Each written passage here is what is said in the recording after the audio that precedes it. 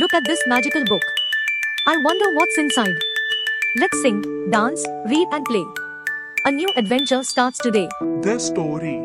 பசித்த நரி மற்றும் திராட்சை. ஒரு பசித்த நரி உணவிற்காக காட்டில் தேடிக்கொண்டு சென்றது. அதன் வயிறு கரகரவென குரலிட்டது. அது நாசியை உயர்த்தி வாசனை பிடிக்க முயன்றது. காடு பசுமையாக இருந்தது. மரங்களுக்குள் சூரிய ஒளி உளிர்ந்து தெரிந்தது.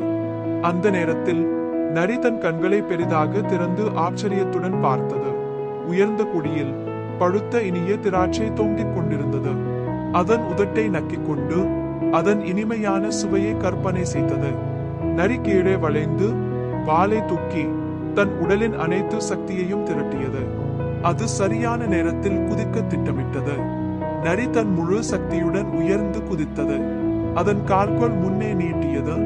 ஆனால் அது திராட்சையை தொட முடியவில்லை. அது கீழே விழுந்தது. அதிர்ச்சி மற்றும் சிறிது வெட்கத்துடன் மேலே பார்த்தது. அது மீண்டும் முயற்சி செய்தது. குதித்தது.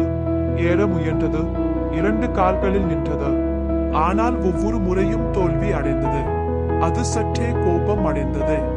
சோர்வாக நரி தரையில் அமர்ந்து மூச்சை விடத் தொடங்கியது. திராட்சைகளை மேலே பார்த்தது. அவை மிக உயரத்தில் இருந்தன. அது திராட்சைகளை நேரோட் கண்களால் பார்த்தது. அதன் வால் சீறியது. தன்னுடைய பெருமையை காப்பாற்ற நரி சிறிய சிரிப்புடன் இந்த திராட்சைகள் புளிக்க இருக்கும் என்று கூறியது. அது வாலை உயர்த்தி பெருமையாக நடந்து சென்றது. ஆனால் அதன் முகத்தில் மறைந்தது ஒரு அசதி தெரிந்தது.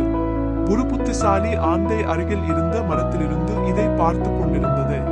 அது தலையசித்தது. திராட்சைகள் அங்கேயே பிரகாசமாக தெரிந்தன. நரி அடர்ந்த காட்டுக்குள் மறைந்து விட்டது.